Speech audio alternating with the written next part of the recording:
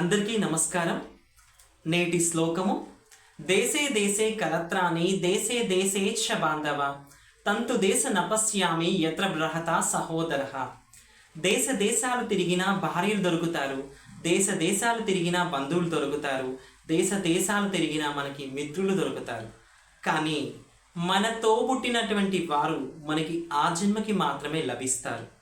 అంటే మనము ఏ జన్మలో ఉంటామో ఆ జన్మతో మాత్రమే లభిస్తారు. కనుక అల్పకాలికమైనటువంటి క్షణిక బంధుర ఆవేశాల ద్వారా మన యొక్క మంచి చక్కని కుటుంబాన్ని మనం దూరం చేసుకుంటున్నాము. డబ్బుతోనే కావచ్చు, లేకపోతే ఆస్తి విషయాల్లో కావచ్చు, చిన్న చిన్న కలహాల విషయాల్లో కావచ్చు. మంచి కుటుంబంలో ఎంతోమంది కుటుంబాలని విచ్ఛిన్నం చేసుకునేటువంటి పరిస్థితి ఈరోజు ఉంటుంది. కాబట్టి రామాయణంలో రాముడు ఈ విధంగా చెప్తాడనమాట. దేశే దేశే కలత్రాని దేశే దేశేచ్ఛ బాంధవ తంతు దేశ నపశ్యామి యత్ర బృహత సహోదర అని ఏ సందర్భంలో చెప్తారంటే ఈ మాట, ఎప్పుడైతే కూడా రాముడు మరియు లక్ష్మణుడు వీరు సీతమ్మ కోసం అన్వేషితలో ఉన్నప్పుడు లక్ష్మణుడు మూర్ఛపోయేటువంటి సందర్భంలో, తమ్ముడా లక్ష్మణ, నువ్వు లేవు, నువ్వు నాకు కావాలి, భార్యలు దొరుకుతారు, బంధువులు దొరుకుతారు, చుట్టాలు దొరుకుతారు, కానీ నువ్వు నాకు ఎలా లభిస్తావు తమ్ముడా అంటూ చాలా బాధతో ఎంతో ఏడుస్తూ ఉంటారు శ్రీరామచంద్రమూర్తి. అటువంటి సమయంలోనే ఈ శ్లోకం అనేది ఉచ్చరించడం జరుగుతుంది శ్రీరాముడు.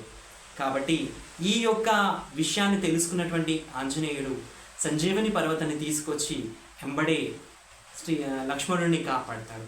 కాబట్టి మనం కూడా ఈ రోజుల్లో ఎందుకు ఇంత మహిమ జరుగుతుంది అన్నతమ్ముల గురించి అంటే, ఒక రాముడు లక్ష్మణుడి విషయమే ఎందుకు చెప్తారంటే, ఎంతో ప్రేమ, ఒకరంటే ఒకరు గౌరవం, ఒకరి మాట మీద ఒకరికి నమ్మకం.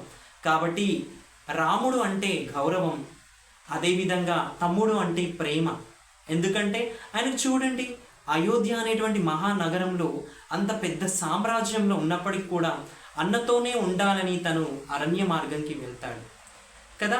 అదేవిధంగా ఈ రోజుల్లో అలా ఉండమని అనట్లేదు, కానీ ఎంతో కొంత రక్త సంబంధం యొక్క విలువలను కాపాడుకోవడం మన బాధ్యత. చిన్న చిన్న వాటి కోసం పోట్లాటలు, కలహాలు ఏవేవో జరుగుతూ ఉంటాయి కదా. కనుక ఈ యొక్క శ్లోకాన్ని మనం గుర్తుపెట్టుకొని ఆ శ్రీరాముడు లక్ష్మణుని యొక్క ప్రేమ రక్త సంబంధంలో మనం ఉండాలి. ఇంకా అందరూ అంటారన్నమాట, సుషేనుడు అదేవిధంగా హనుమంతుడు ఎందుకు ఏడుస్తున్నావు, ఇంకా నీకు ఇద్దరు తమ్ముళ్ళు ఉన్నారు కదా అని అంటాడంట. చూడండి, అప్పుడు రాముడు ఈ విధంగా సమాధానం ఇస్తాడు. ఏంటంటే, నాకు ఇద్దరు తమ్ముళ్ళు ఉంటారేమో, కానీ ఈ తమ్ముడు ఎలా ఉన్నాడంటే, చూడండి, మనకి తల్లి ఉందనుకోండి, తల్లి ఒక కొన్ని సంవత్సరాల తర్వాత మళ్ళీ ఒక తమ్ముడో చెల్లో పుడుతుంది. కానీ ఒక ఏజ్ వచ్చాక, అంటే ఒక 60 సంవత్సరాలు 40 సంవత్సరాలకి తమ్ముడు కావాలంటే వస్తాడా? రాడు కదా. కాబట్టి రక్త సంబంధం యొక్క విలువని శ్రీరామచంద్రుడు వారికి ఈ విధంగా అర్థం చేయించాడు. ఇంకా నేను చెప్పాలనేటువంటి శ్లోకాలు కానీ వీడియోస్ కానీ మీకు కావాలనుకుంటే మీరు చూస్తున్నటువంటి ఛానల్ని సబ్స్క్రైబ్ చేయాలని మనస్ఫూర్తిగా కోరుకుంటూ ధన్యవాదాలు. జై శ్రీరామ్.